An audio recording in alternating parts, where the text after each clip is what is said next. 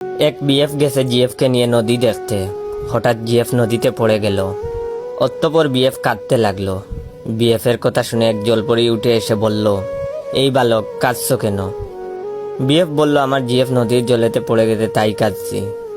জলপরি বলল, আচ্ছা অপেক্ষা করো, আমি তোমার জিএফকে এনে দিচ্ছি। এই বলেই জলপরি জলেতে ডুব দিল।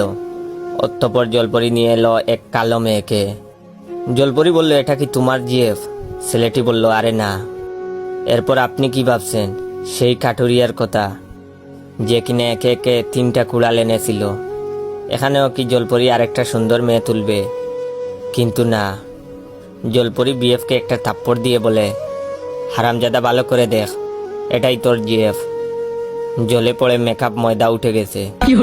ভিডিওটা কেমন লাগলো অবশ্যই কমেন্ট করে জানাবেন। আর মেকআপ সুন্দরীরা দয়া করে গালাগালি করবেন না।